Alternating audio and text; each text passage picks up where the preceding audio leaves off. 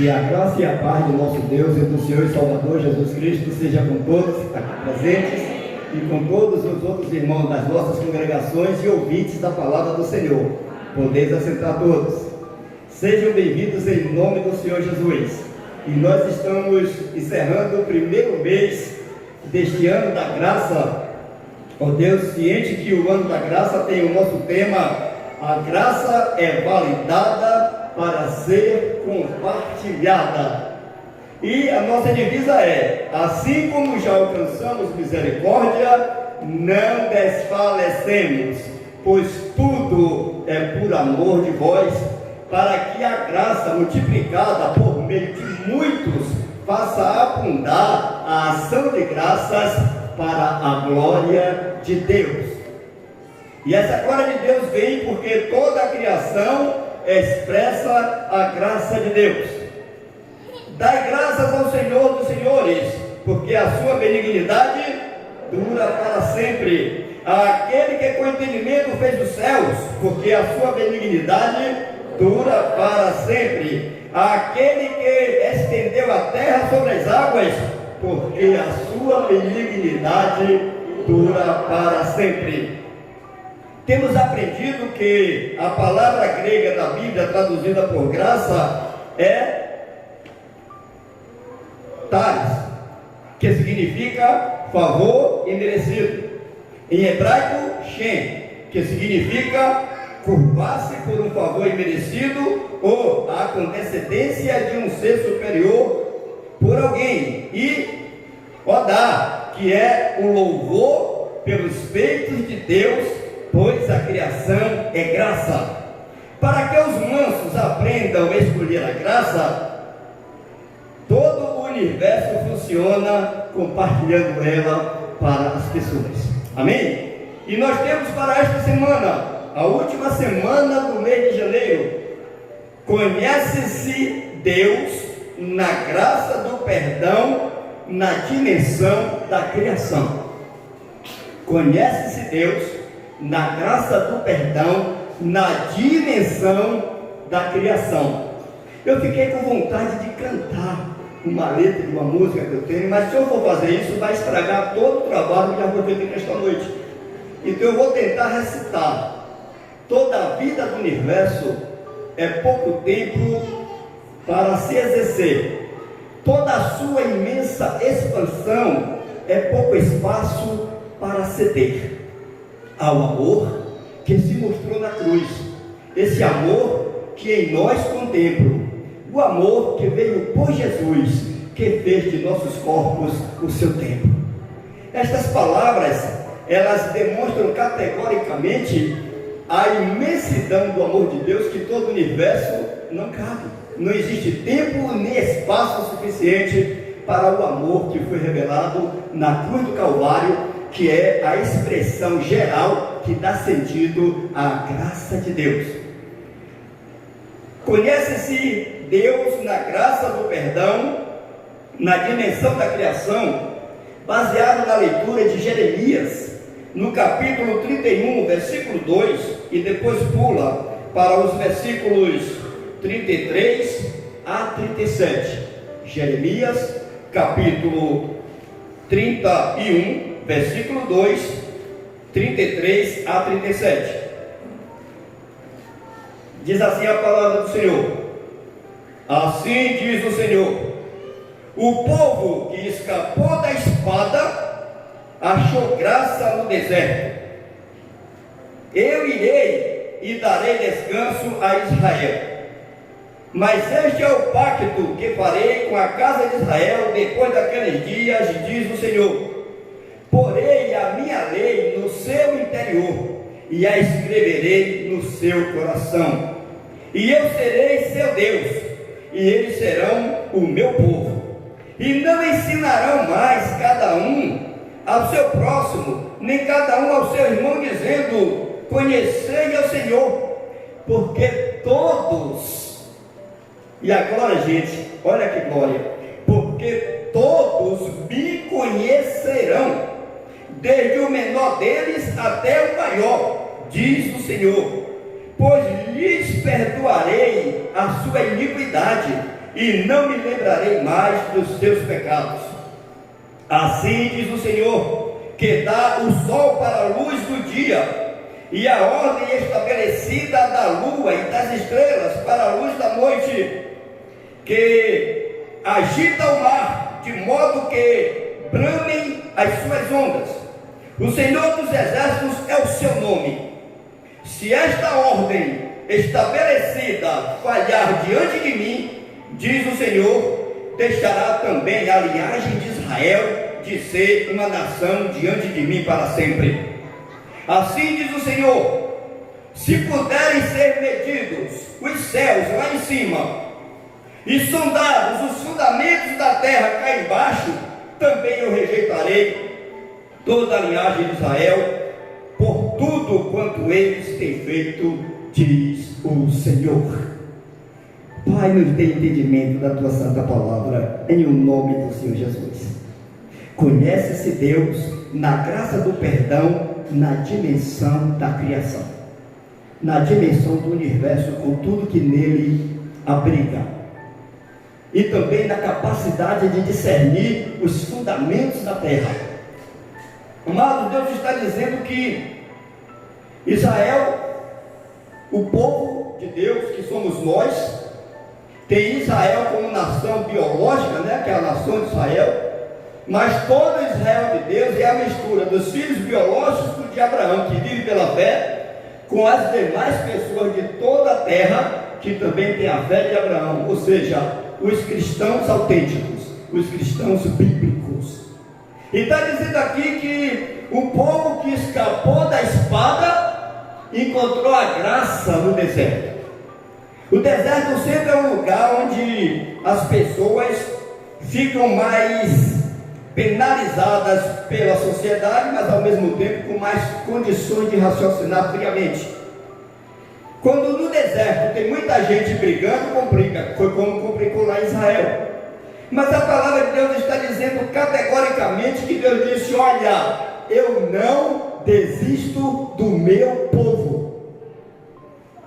Ele está dizendo que a graça dele faz ele conhecido na dimensão de um perdão que a terra e o universo inteiro não abriga esse perdão, não tem espaço para ele, não tem espaço para esse amor. Esse amor supera toda a criação. O texto de Jeremias está dizendo isso. Ele diz: olha, esse povo aprontou, esse povo enche o meu saco, esse povo faz coisa errada demais. Eu peguei esse povo todo torto, todo desconjuntado, ferido, mal acostumado, cheio de manias. Tirei do Egito, foi sacrificado lá, trouxe para o deserto, e no deserto esse povo aprontou de um jeito extraordinário, querendo voltar até para a idolatria. Mas eu não desisto desse povo. Esse povo tem pessoas que cometem pecados piores do que os do mundo. Esse povo é onde tem o maior traidor da história. O homem que traiu cara a cara Jesus, convivendo com eles, é nesse povo. O povo que mais confiança levou Jesus 3 vezes. O povo que na hora que a coisa apertou, caiu fora e deixou Jesus ir para a cruz. E o que mais era fiel, disse que nem o conhecia. É esse povo que Deus disse que não desiste dele. Porque é o povo que na hora que a coisa aperta, e na hora que a mente também se começa a alejar, diz: eu só creio no Deus verdadeiro, eu creio no sacrifício da cruz, eu creio que Jesus morreu pelos meus pecados, Deus é meu Pai. Ele está dizendo que escreverá no coração e na mente, e por isso não vai precisar ninguém dizer: conheça a Deus, porque quem conhece Deus é quem sabe que é salvo pela graça, e que não perde salvação. Por isso que quanto mais alguém critica você, dizendo assim: rapaz, é assim que você é crente? Ah, você não é crente não, porque você fez uma coisa terrível. A diferença do crente, meus amados, não é porque ele não faz coisas terríveis, não. A diferença do crente é porque ele se arrepende. É porque Deus não deixa ele à toa. Deus pega ele e pune por cada pecado dele aqui na terra, porque a salvação dele é garantida, e Deus zela pelo nome dele. Então, já que você chama pelo nome de Deus, ele diz: olha, quando eu mandar a seca, quando eu mandar a peste, quando eu mandar o gafanhoto, quando eu mandar a fome, esse povo que se chama pelo nome, se esse povo se humilhar e orar, buscar minha paz e converter seus maus caminhos, eu ouvirei do céu, perdoarei os seus pecados e sararei a sua terra, porque eu não desisto desse povo.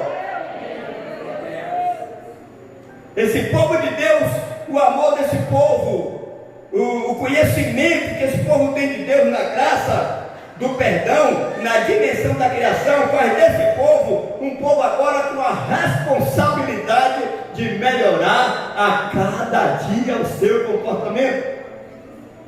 Porque Deus não dá mole para quem é filho dele. Ele garante que você está salvo, ele assume isso. O cristão de verdade é salvo, quem vive pela fé é salvo. Na hora da prova da igreja é que se sabe quem é cristão. Quando você vê o cristão na hora da prova, que ele foge para outra igreja, vai para um canto, vai para outro, esse cristão é ímpio. Não quer dizer que ele não é salvo, mas ele é um cristão de atitude ímpia. Porque o ímpio não subsiste no juízo. E se ele não se converter nesse meio do caminho, nessa jornada, nessa atitude, ele vai para o juízo final. E aí agora provou que ele é ímpio de verdade. Porque Deus justifica o ímpio. Deus não tem prazer na morte do ímpio. Deus quer que o ímpio se arrependa e viva.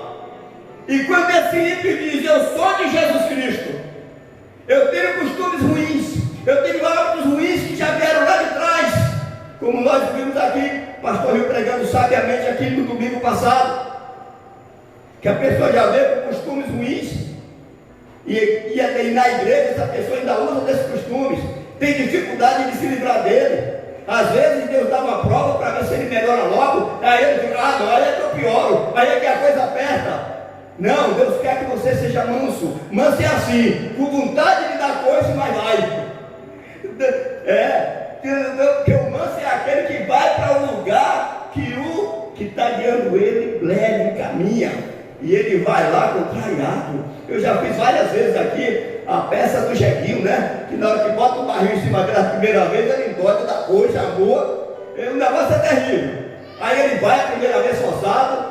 Quando acostuma, ele já sai atrás do dono para poder botar o barril, para ele ir lá para o rio, para poder pegar água e trazer. Ele mesmo já faz, só falta ele mesmo botar os barris nas costas dele. Porque ele começa a ter prazer daquela jornada e por saber que o seu dono é fiel com ele. E nosso Deus é fiel. Jesus Cristo é fiel, ele não abre mão de nós. E nós devemos colocar em nossa mente, em nosso coração, o que ele afirmou, se a gente realmente é da fé. Porque nós temos aprendido aqui no texto uma coisa interessante que a gente vai ver aqui agora. Se preparei para ler Romanos capítulo 8, versículo 1. Aí depois vai pular para o 14 a 17 e depois do 28 ao 33. Romanos capítulo 8, versículo 1. Depois 14 a 17 e depois vai pular para do 28 ao 33. Diz assim o nosso comentário: quem é consciente debaixo da graça, conhece a Deus como o Pai que o recebeu por filho, salvo pela justiça da fé, testificado pelo Espírito da igreja, onde Deus disciplina os pecados na terra. Como bom Pai, Deus só o rejeitaria se houvesse outro além dele, com o controle da criação, como nós lemos ali em Jeremias. Se tiver alguém que consiga dominar o universo, se tiver alguém que consiga abranger os fundamentos da terra, eu rejeitaria Israel. Então não existe essa pessoa. Não existe esse outro poderoso que pode competir com Deus para nos tirar da mão dele. Não existe esse que pode obrigar Deus a nos rejeitar. Não existe ninguém tão sábio que possa nos acusar de forma que Deus se convença que a gente não tem chance. E Deus é aquele que, quando faz um vaso, ele tem o poder de quebrar e fazer de novo. E é dessa maneira que o cristão se encontra nas mãos de Deus. É dessa maneira, com essa graça, de que Deus pode agora lhe manipular. Porque antes de você se converter, Deus não pode, porque Deus não manipula ninguém. Mas na hora que você diz: eu escolho Jesus, você está dizendo: Senhor, pode me moldar. Pode me moldar. E graças a Deus que a dimensão do universo, os fundamentos da terra, são incapazes de serem percebidos e dominados por qualquer outro ser, além de Deus. Como diz lá Isaías 40, diz: olha, eu conto as estrelas e chamo cada uma pelo nome. Então, se tiver outro que possa fazer isso, então a gente correria o risco de Deus rejeitar um cristão porque roubou, porque matou, porque mentiu, porque fez qualquer coisa. Agora, Deus não deixa impune nenhum desses pecados. Amém? Porque o pecado que te impedia de ir para o céu, Jesus já pagou na cruz. O pecado que te impedia de você ter acesso a Deus, Jesus já pagou na cruz. Os outros pecados são manias que nós temos. Agora não devemos ser conformados. Temos que ser homem. A mulher tem que ser mulher, para começar a lutar contra si mesmo, para começar a reagir e poder estar de frente com qualquer pessoa, até com o diabo, cara a cara, com tranquilidade, no testemunho de Jesus. Amém? É esse o cristão. A Bíblia mostra que Pedro conviveu 3 anos e 6 meses com Jesus, e na hora que a coisa apertou, levou Jesus. Mas a Bíblia não diz que ele desistiu de Jesus, nem que Jesus desistiu dele. Jesus diz a ele: ó Pedro, quando tu te converteres, vai e fortalece os teus irmãos. Quanto mais um crente tem uma experiência ruim, quanto mais um crente faz uma grande besteira, quando ele cai na real, ele se torna agora como João o evangelista. João, ele disse: Jesus, quer te descer fogo do céu, vou orar para descer fogo do céu, para matar os samaritanos que não te recebeu. Aí Jesus disse: você não sabe de que espírito você é. Eu não vim aqui para destruir os homens, eu vim salvar uma deles. Vamos dar uma retiradinha do meu lugar, depois a gente conversa com eles. Aí quando Jesus vai lá, a mulher samaritana se converte a pessoa de gente lá. Esse mesmo João se tornou o discípulo do amor. O João que queria sentar à direita de Jesus Cristo. O João que queria botar fogo em gente. Eu tenho alguns Joões por aqui, que da coisa aperta, né, Senhor? Porque dava vontade de fazer uma opção de coisa, né, Marcos? Né? Tem uma porção de João aqui, né? Tem uma porção de João aqui. São esses que depois se tornam os maiores doces, os maiores melos, porque viram que Deus não rejeitou, viu que Deus conhecia o seu coração, viu que Deus conhecia o que está aqui em Romanos, como a gente vai ler aqui agora. Porque todos os que são guiados pelo Espírito de Deus, esses são filhos de Deus. Amém? Mas vamos voltar para o versículo 1. Agora, pois, pode ler bem alto todos. Agora,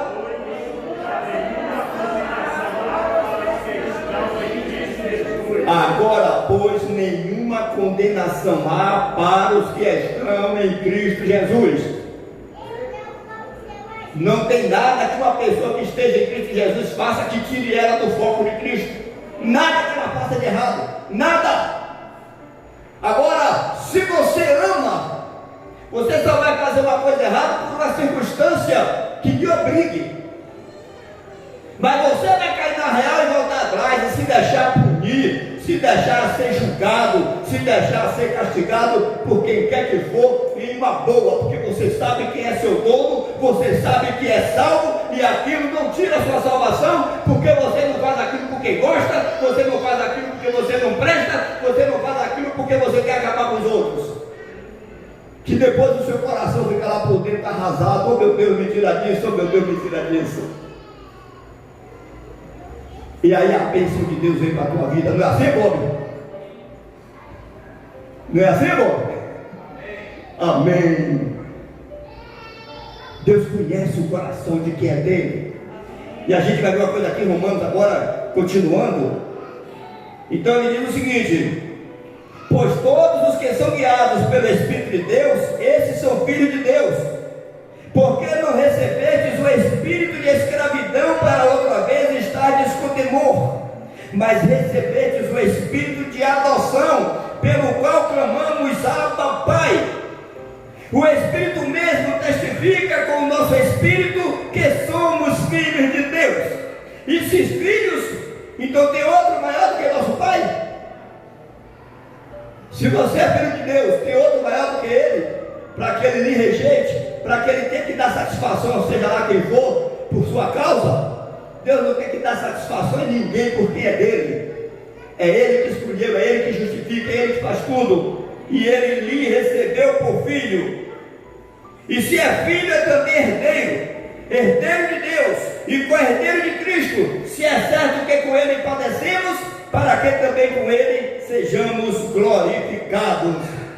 Então nós estamos à beira da glorificação, porque aceitamos ser guiado pelo Espírito. E quando está falando ser guiado pelo Espírito aqui, não está dizendo que você não faz nada errado, não. Está dizendo que você é guiado pelo Espírito a uma adoração exclusiva a Deus. Porque os seus pecados normais, Deus sabe que a maioria não é porque você quer. Ele sabe que é a sua natureza que te impele. São circunstâncias, costumes velhos que o diabo tinha colocado desde lá dos seus antepassados e que você acumulou e continua ainda fazendo e sofrendo porque faz. Porque quem peca e gosta não é chamado de Deus coisa nenhuma, não é vocacionado de Deus, não é dele não. Pode ser pastor na igreja, se essa pessoa não se ressente dos males que fazem, então esse não é de Deus coisa nenhuma. Porque quem é de Deus, como o pastor Rio cansa de dizer aqui, não gosta de pecar. Mas se você é de Deus, quando você peca, dói na sua alma, e você aceita ir para o deserto, você aceita ser perseguido por uma pessoa que você nem espera, chega lá e te esculhamba, fala uma pessoa de coisa contra você, e você recebe qualquer castigo, porque já aprendemos aqui no mês passado que até o que eu penso errado de alguém vai fazer comigo, está escrito na Bíblia. Da maneira que eu medir, eu serei medido, da maneira que eu pesar, eu serei pesado, da maneira que eu julgar, eu serei julgado. O que eu pensar de alguém vai pensar de mim e agir como eu gostaria de agir com quem faz aquela coisa. Então, se eu estou na graça, eu tenho que esquecer agora quem está pecando. Eu tenho que lembrar agora de como o Espírito Santo age com quem vem para a presença dele. E eu sou responsável por cada pessoa que passa por mim. Porque muitas vezes, como diz lá o fariseu, já disse: ai de vós, escribas e fariseus hipócritas, porque percorreis a terra e o mar para fazer um prosélito, e depois o torna 2 vezes pior, 2 vezes filho do inferno pior do que você. Sabe quando é que acontece isso? É quando você faz todo o sacrifício para alcançar alguém, e quando esse alguém aponta com você, você simplesmente desiste, está de baixo. Aí essa pessoa vai se tornar pior, porque ela viu em você a esperança de Cristo, ela viu em você algo diferente, ela viu em você a luz, e a Bíblia diz que a luz não pode esconder debaixo de nada, a luz ela tem que continuar brilhando, que é para as trevas que ainda está ali, daquelas pessoas serem retiradas pela sua conduta e pela sua coragem de enfrentar tudo por ela. A primeira pessoa que você tem que ajudar a salvar é salvar a pessoa dela própria. Você tem que ajudar a pessoa que você está evangelizando a salvar-se dela mesma. Porque o meu maior inimigo sou eu. Quem mais atrapalha a minha vida sou eu. Então quem quiser me ajudar vai ter que ter muita paciência comigo. E é isso que está falando aqui, Romano, dessa transformação. Você agora é filho de Deus, você não é qualquer um, não. Você é alguém que tem experiências ruins na sua vida para poder ter mais paciência com quem é parecido com você em algumas atitudes. E para a honra e glória do nosso Deus, continuando na leitura, e sabemos que todas as coisas concorrem para o bem daqueles que amam a Deus. Ah, gente, eu vou duvidar que os judeus amam a Deus? Eu posso duvidar? Eu posso duvidar que os muçulmanos amam a Deus? Hein, gente? Qual é o nome mais novo dos muçulmanos agora? Que tem o islâmico, né? Que os islâmicos não amam a Deus? Eles amam a Deus, sim.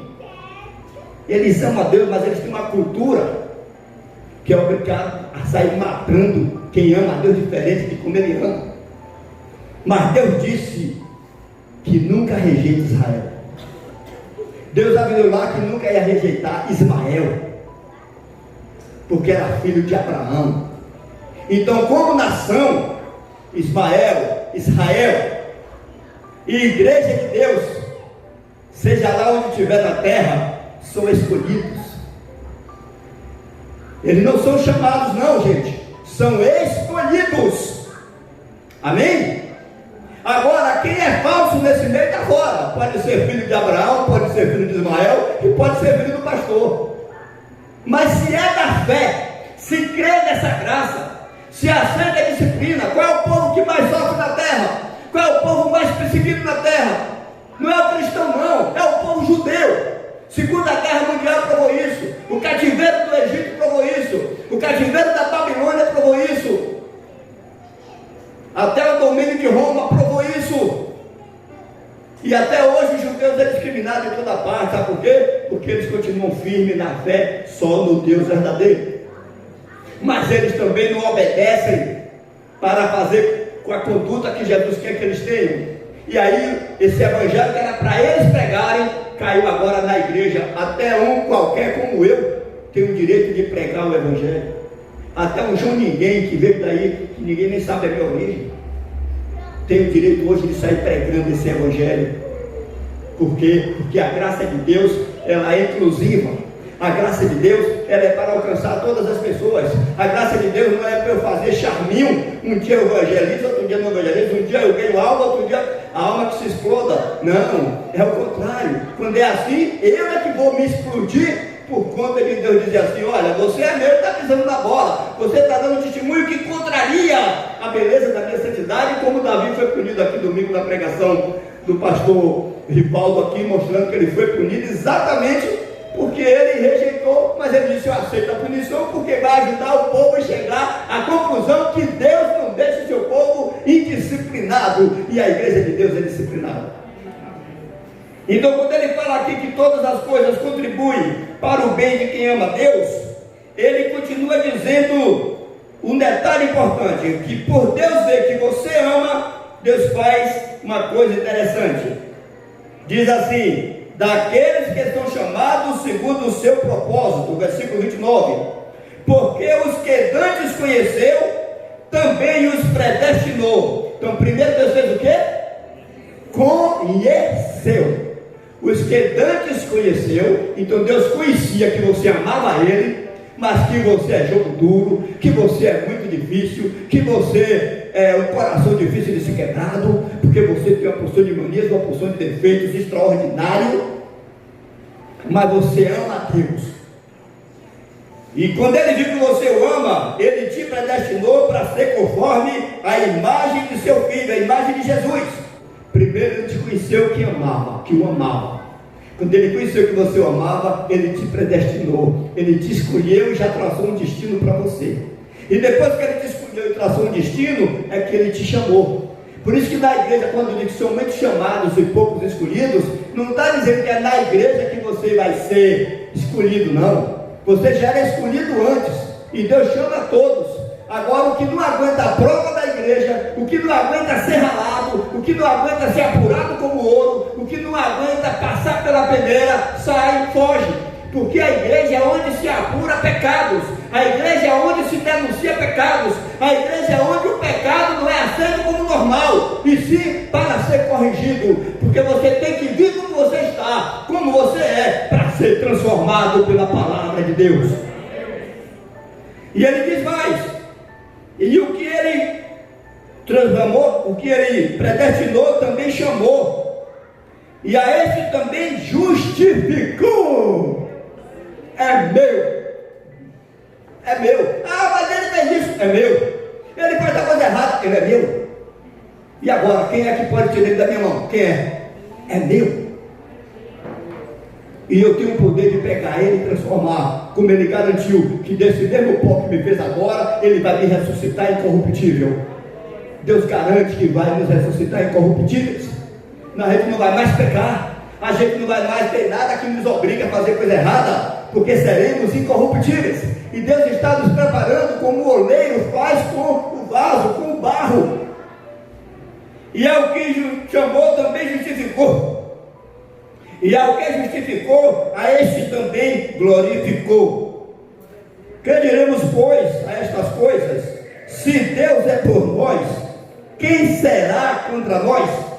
Aquele que nem mesmo a seu próprio filho poupou, antes o entregou por todos nós, como não nos dará também com ele todas as coisas?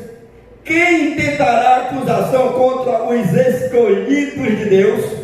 É Deus quem os justifica. Então, amados, quando você fizer uma coisa errada, não tenha medo de confessar, não tenha medo de assumir, porque você é de Deus. Porque Jesus, que não fez nada errado, assumiu já todos os nossos pecados, assumiu todas as nossas culpas. Por isso que se agora eu vou condenado porque eu fiz isso e aquilo, então Jesus morreu em vão. E Jesus não morreu em vão. Se eu tornar a ficar naquilo que eu caí, eu estou dizendo que a graça não valeu nada, que Jesus não valeu nada. Por isso que você não perdoa uma pessoa somente 7 vezes no dia, não. Ele disse assim, Jesus disse assim: olha, Pedro, se 7 vezes no dia teu irmão pecar contra ti e voltar dizendo me perdoa, perdoe sem questionar. Não fica olhando se a pessoa é pastor, se a pessoa é professor, se a pessoa é novo, se a pessoa é velho. Fica olhando que ele se humilhou a te pedir perdão. E o perdão é a única arma de Deus para a reconciliação das pessoas. E você agora é filho de Deus, você está com essa missão. E para encerrarmos a mensagem, a conclusão da própria justificativa do texto diz o seguinte: quem é filho de Deus, Tito 3, de 1 a 8.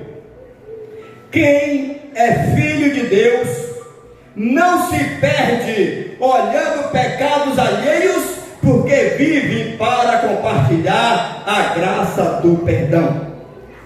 Quem é filho de Deus não se perde perdendo tempo para olhar o pecado dos outros, porque vive na missão de fazer conhecida a graça do perdão a todas as pessoas.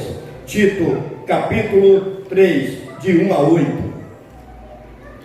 Aí ele diz assim para dizer aos crentes, aos da graça: lembra-lhes que se sujeitem aos que governam, às autoridades, sejam obedientes, estejam prontos para toda boa obra.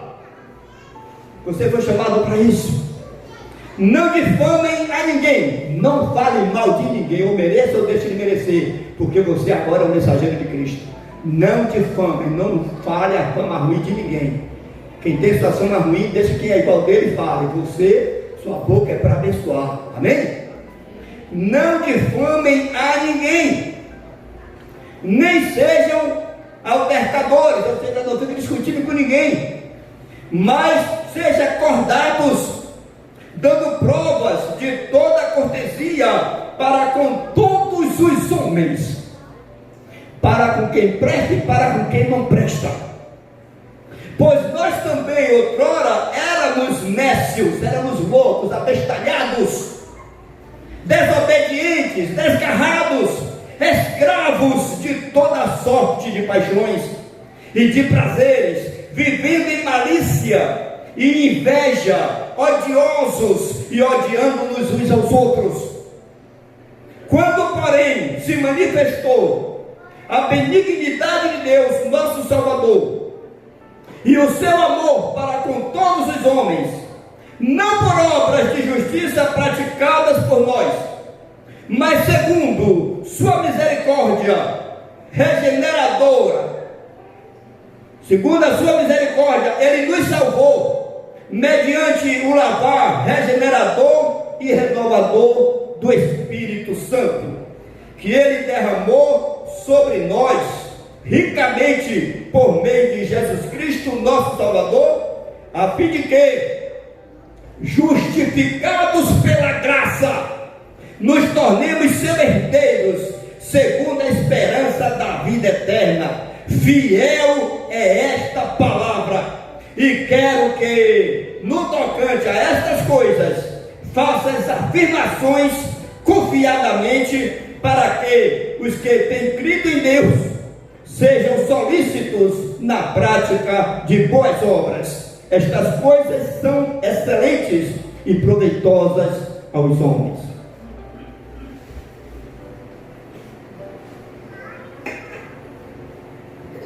É para isso que você foi chamado, para deixar de agir como agia antes, que era normal, e você ainda tinha razão, Porque, é claro, você tem 1000 motivos de se escandalizar, você tem 1000 motivos de se indignar, você tem 1000 motivos de se irar, mas você tem um motivo de Cristo, para não se deixar guiar pela sua indignação, para não se deixar guiar pela sua ira, e para não se deixar guiar pela sua revolta, porque Cristo lhe colocou na graça, e essa graça é para ser compartilhada. Por isso, amados irmãos, não foi por obras de justiça que você foi alcançado, então também não espere que as outras pessoas sejam boazinhas para que você seja cortês com ela. Você tem que ser cortês, porque o Espírito que está em você opera essa atitude e quem é guiado por ele. Então é você que tem que ter mais intimidade com esse Jesus, ler mais a Bíblia, participar mais de todas as coisas que envolvem o conhecimento de Deus, e se dizer: estou aqui, Senhor, o sacrifício sou eu. Que Deus nos abençoe, porque Ele não desiste de você, não desiste. Você é dele, você está na graça, você tem a fé, mas Ele sabe e sabia que você era difícil de ser controlado, e é por isso que você tem que morrer, tem que ser pisado, tem que ser humilhado, porque Ele vai te transformar, porque você é dele. Que Deus abençoe, e a graça de nosso Senhor Jesus Cristo seja sempre com todos. Amém.